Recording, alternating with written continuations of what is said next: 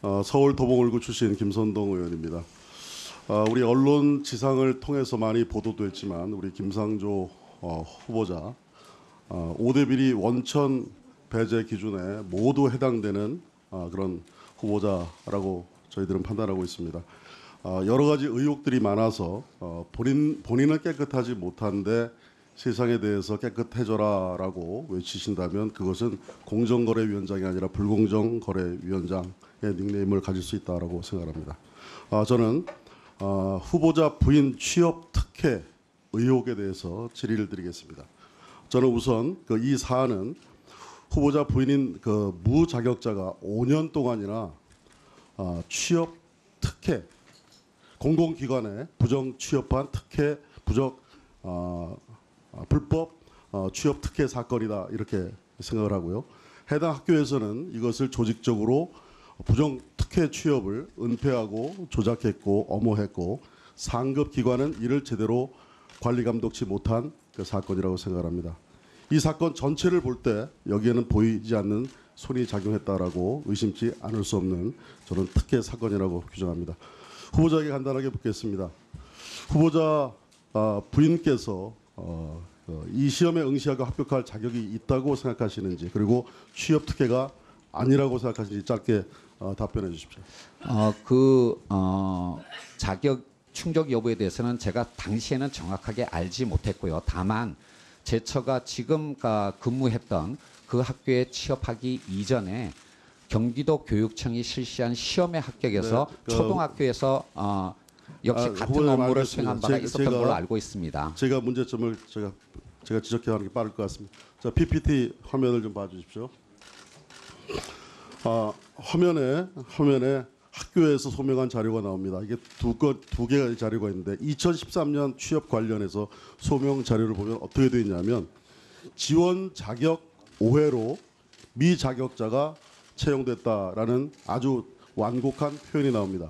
이 부분은 뭐냐면 토익 점수 기준 미달자를 채용했다라고 자인한 부분입니다. 원래 901점 이상이 돼야 되는데 900점인데 합격을 시켰습니다. 이것은 첫 번째 명백한 잘못입니다. 두 번째 넘겨 주십시오. 2017년 소명 자료인데 이미 여기는 어떻게 되어 있냐면 이미 근무하고 있는 조 씨의 자격에 문제가 없다고 판단했기 때문에 서류 검토를 생략했다. 이렇게 되어 있습니다. 잘못을 명백히 시인하고 있는 것이죠. 이것은 두 번째 잘못이고 잘못이 있는 것을 제대로 거르지 않았기 때문에 이것은 더 큰 잘못이라고 생각을 합니다. 제가 문제점을 더 짚어보겠습니다. 여기서 정말 중요한 있을 수 없는 범죄 행위가 나타납니다. 해당 학교에서 상급기관인 교육청에 보고를 하는데 900점 받은 점수를 901점으로 고쳐서 허위 보고를 합니다. 그리고 이것은 2013년뿐만 아니라 2014년에도 15년에도 16년에도 17년까지 매년 허위 보고가 계속되고 있습니다. 이건 심각한 문제입니다. 2017년 그 채용 과정에서는 또 3명이나 지원을 했는데 무자격자인 우리 부인 조 여사님께서 합격을 했습니다. 그럼 다른 지원자는 어떻게 보상할 것인지 저는 이것이 정말 공정한 것인지 묻지 않을 수 없습니다. 제가 한 가지 상식적인 질문을 드리겠습니다. 가장 근본적인 건데요. 모든 취업자들이 취업을 할 때는 여기에 내가 자격 요건에 해당되는 것인가 라는 것을 우선 살펴보고 지원을 하게 됩니다. 그런데 분명히 기본 토익 점수 자격이 되지 않는 것을 알면서도 지원했다는 것.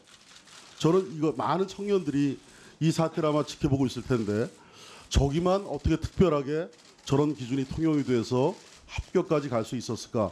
저는 근본적으로 의문을 가질 수밖에 없다고 생각합니다. 0.0001점만 모자라도 문제가 되는 것이 1차 서류 전형에서 탈락이 되는 그런 상황입니다.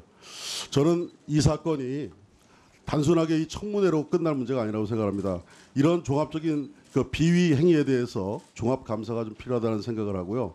아울러 위원장께 말씀을 드리는데 우리 교문위에서 관련 업무를 하고 있는 교문위에서 이 문제와 관련해서 행정감사나 조사가 좀 진행될 수 있도록 협조 요청을 해 주실 것을 정중히 요청을 드리는 바입니다. 간단하게만 소명 예, 말씀을 후보자 드리겠습니다. 답변하세요. 예, 말씀하세요. 무엇보다 먼저 제처 문제로 논란을 일으킨 게 대해서 송구스럽게 생각합니다. 근데 처음 2013년 취업을 할 때는 경쟁자가 없었던 걸로 알고 있습니다. 그리고 아까도 말씀드린 바와 같이 제처는 그 전해에 경기도 교육청의 시험에 합격해서 교육청이 배정한 초등학교에서 똑같은 업무를 수행했기 때문에 제처로서는 자격을 갖춘 걸로 그렇게 생각을 했던 걸로 알고 있고요.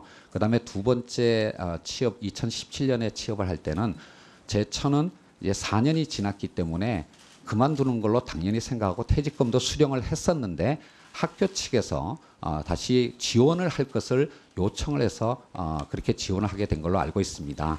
어쨌든 제처 문제로 논란을 일으키게 된 거에서 송구스럽게 생각을 합니다. 더 나가서 한 말씀만